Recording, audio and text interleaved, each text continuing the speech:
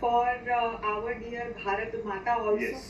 जिन्हें हम इंडिया के नाम से भी जानते हैं। और आज पूरे विश्व को हमने बता दिया है, आकाश जी इस पे और अच्छे से प्रकाश डाल पाएंगे कि ये ट्रंप के टैरिफ थोपने के बाद भी पहली तिमाही में रिकॉर्ड तोड़ 7.8% की ग्रोथ हमने दर्ज की है। 6.5% के ग्रोथ रेट के साथ हम लगातार आगे बढ़ रहे हैं। और ऐसे समय में जबकि अमेरिका के साथ जो एक स्ट्रेटेजिक रिलेशंस का बहुत अच्छा अध्याय मोदी जी के प्रथम प्रधानमंत्रित्व काल में इसकी शुरुआत की गई थी, और ट्रंप के प्रथम जो राष्ट्रपति का काल था उसमें ये बड़ा फूला रिलेशन।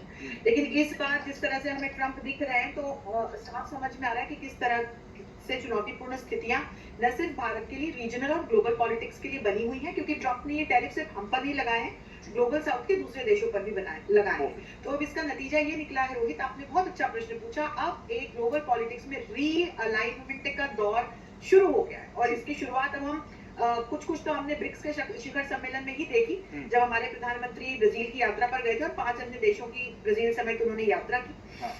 इसमें अफ्रीका और लैटिन अमेरिका के प्रमुख देश शामिल थे। अब एससीओ की यात्रा पर है। पुतिन बार आरआईसी को रिवाइव करने की बात कर रहे थे, रशिया, इंडिया, चाइना।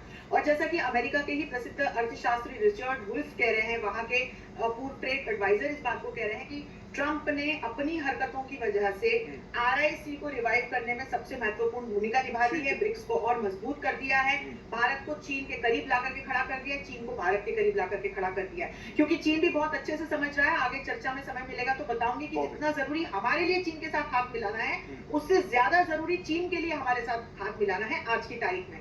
पर निश्चित तौर पर आपने बहुत अच्छा बिंदु रखा है, आरआईसी हमें कल के बाद रिवाइव होते हुए दिखाई पड़ेगा।